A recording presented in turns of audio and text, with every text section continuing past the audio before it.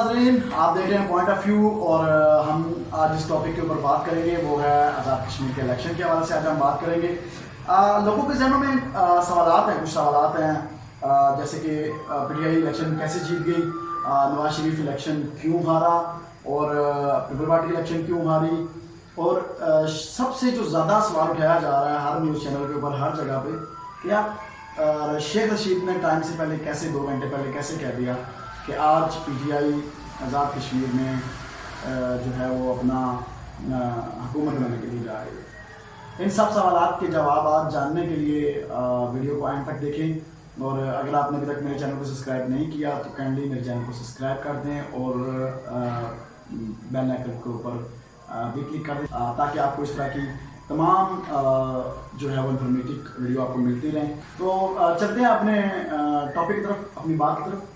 तो इमरान खान जो है वो आज़ाद कश्मीर का इलेक्शन जीत चुके हैं और अपनी हुकूमत आज़ाद कश्मीर में भी बनाने जा रहे हैं और अक्सरियत से जीत चुके हैं। अब यहाँ पे सवाल पैदा होता है, सबसे पहला सवाल पैदा ये होता है कि पहले मैं शेख रशीद वाला जो सवाल है उसको सबसे एंड में रिजॉल्व करूँगा, उसके ऊपर थोड़ी सी रोशनी डालूंगा कि उसकी ये बात क्यों कि कैसे कि क्या करप्शन हुई या नहीं हुई। इस सवाल से मैं लास्ट में ये बात करूँगा। पहला क्वेश्चन ये कि नवाज शरीफ PMLN मुस्लिम लीग नून इलेक्शन क्यों हारी। उसकी सबसे बड़ी वजूहात जो खुद के सामने आती हैं, पहले नवाज शरीफ नरेंद्र मोदी जो कि कश्मीर का, जम्मू कश्मीर का कातिल है, हमारे पाकिस्तानियों का कश्मीरियों का को शहीद करने वाला कातिल है, उसको बगैर वीज़े के उसको उसकी पूरी पलटों के साथ उसको जो है पाकिस्तान के अंदर इनवाइट करता है नवाज शरीफ, और उसके बाद वो ये उम्मीद करते हैं कि हम PMLN वाले जो हैं मुस्लिम लीग नून वाले आज़ाद कश्मीर में इलेक्शन जीतेंगे। ये उनकी पहली बात। दूसरी बात ये शादी के ऊपर जो इन्होंने इनवाइट किया था इन सबको विदाउट वीज़ों के, नरेंद्र मोदी को और बाकी सबको ये शादी के ऊपर उन्होंने बुलाया था, और इसके लिए नरेंद्र मोदी ने बयान भी दिया है कि मुझे नवाज शरीफ ने ज़बरदस्ती बुलाया कि आप वीज़े के बगैर हमारे मुल्क में आओ। इस हवाले से मैं जब क्लिप चला रहा हूँ, पहले क्लिप देखिए।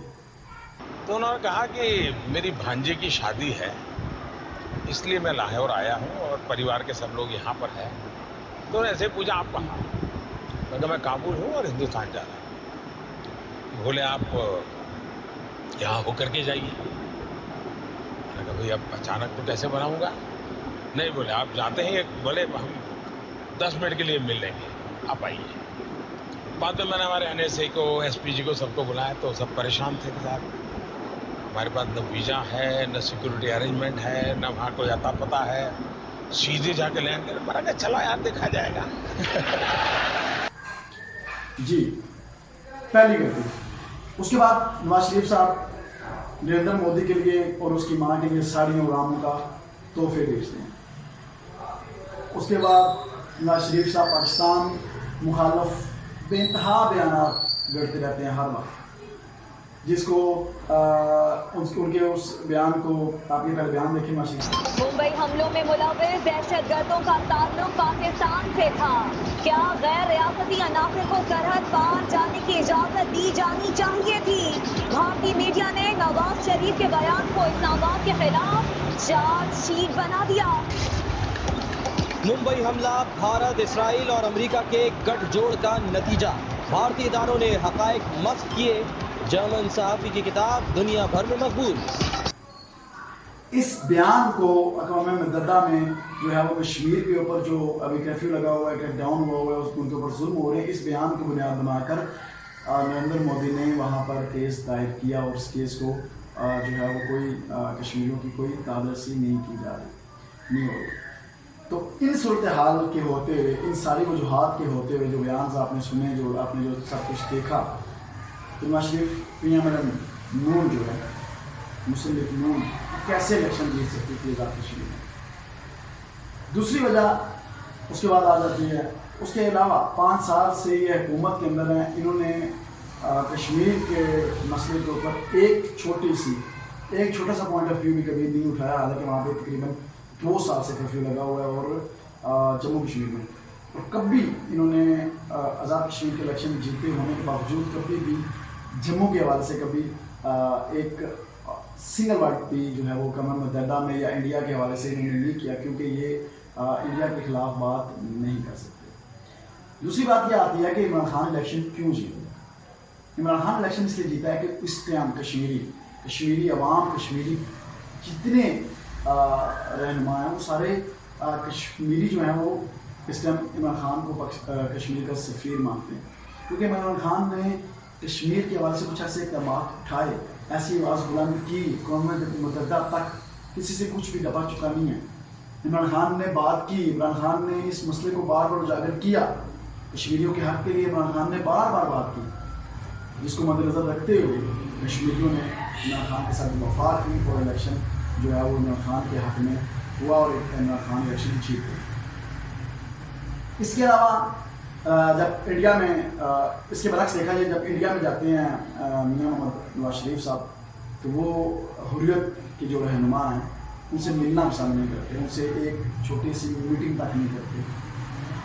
तो उसके बाद ये उम्मीद करते हैं कि ये आज़ाद कश्मीर में इलेक्शन जीतेंगे, ये इनकी रूल है।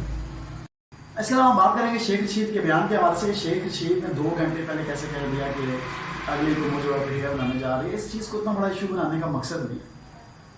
जो पॉइंट्स मैंने उठाए हैं, जो पॉइंट्स आम कश्मीरी उठा रहे हैं PMLN नून के हवाले से, कि नून लीग हमेशा कश्मीर के हक़ में कभी किसी छोटे से छोटे इशू में भी नून लीग ने कभी उनके लिए आवाज़ नहीं उठा सका, क्योंकि वो उनका एक अपना एक एजेंडा है नून लीग का, मुस्लिम लीग नून का, कि वो बात के खिलाफ कभी भी एक सिंगल वर्ड भी यूज़ नहीं करते। तो वो इसमें तो मैं भी कह सकता हूँ, अगर मुझसे भी पूछता 2 घंटे 4 घंटे 6 घंटे का, तो मैं भी कहता कि PTI वहाँ पे हुकूमत बनाने जा रही है, क्योंकि इनका असली चेहरा, नून लीग का असली चेहरा पूरी जो है कश्मीर अवाम को नज़र आ चुका है। जिसकी बेस के ऊपर जो है वो शेख रशीद साहब ने ये कहा है कि PTI आगे अपनी हुकूमत बनाने के लिए जा रही है। बलदियाती इलेक्शंस, जितनी सीट्स पे बलदियाती इलेक्शंस हुए हैं, क्या वहाँ पे PTI की हुकूमत नहीं थी? क्या उस टाइम PTI हुकूमत दामदी करना चाहती तो दामदी नहीं कर सकती थी? क्या वहाँ पर जो है वो फौज की ड्यूटी नहीं थी इलेक्शन की? थी, लेकिन जहाँ पर जीते वो जीते। अगर दामदी करनी होती तो वहाँ पे भी PTI दामदी कर सकती थी। आप वहाँ पे तो पाकिस्तान में तो जो है वो बाकी सारे जितना पाकिस्तान था उसके अंदर तो ऑलरेडी हुकूमत चल रही है PTI की, तो वहाँ पे भी वो दामदी कर सकते हैं। आज़ाद कश्मीर में तो उनकी हुकूमत थी, हुकूमत ऑलरेडी नून लीग की थी, अभी नून लीग का वज़ीर आज़म था, नून लीग का सारा कंट्रोल था उसके ऊपर, वहाँ पे नून लीग दामदी कर लेती। ऐसा कुछ नहीं है। नून लीग का शेवा है शुरू से, जब वो इलेक्शन आती है तो एक ही रट लगाती है, धांधली होगी धांधली होगी धांधली होगी, और जब इलेक्शन जीतती है तो कहती है हक की जीत होगी। ये नून लीग शुरू से करती आ रही है, ये कोई नई बात नहीं है, ये कोई जो है वो पहली बार नहीं हो रहा। हमेशा के इलेक्शन में कभी भी नून लीग अपनी हार को एक्सेप्ट नहीं करती, हालांकि बेशक वो जितना मर्जी नेगेटिव रहे हों अवाम के सामने, अवाम के मामलात में वो जितने मर्जी नेगेटिव रहे हों, लेकिन जब वो इलेक्शन हारते हैं तो वो कहते हैं कि दांधली होगी, और जब वो इलेक्शन जीतते हैं तो कहते हैं सच की जीत होगी। तो ऐसा क्यों नहीं है कि जब PTI इलेक्शन जीतती है तो सच की जीत होती है? ऐसा क्यों नहीं है कि जब पीपल पार्टी इलेक्शन जीत जाए तो सच की जीत हो जाए? ऐसा क्यों है कि जस्ट नून लीग की इलेक्शन जीतेगी तो सच की जीत होगी, दूसरी कोई पार्टी इलेक्शन जीतेगी तो सच की हार हो जाएगी? ऐसा क्यों है? इस हवाले से जितनी मेरे पास इन्फॉर्मेशन थी मैंने आपसे शेयर की, और आगे भी जैसे मुझे इन्फॉर्मेशन मिलती है इंशाल्लाह मैं आपसे शेयर करता रहूँगा। PTI ने इस टाइम तक कश्मीर में अपनी हुकूमत बना ली है, अक्सर में जीत चुकी है और हुकूमत भी बन जाएगी उनकी। और बाकी आपको मेरी वीडियो अच्छी लगी हो तो काइंडली मेरे चैनल को आप सब्सक्राइब कर दें, बेल आइकन पर क्लिक कर दें, ताकि इस तरह की इन्फॉर्मेशन वीडियोज़ आपको साथ में शेयर करता रहूँ। अल्लाह हाफ़िज़।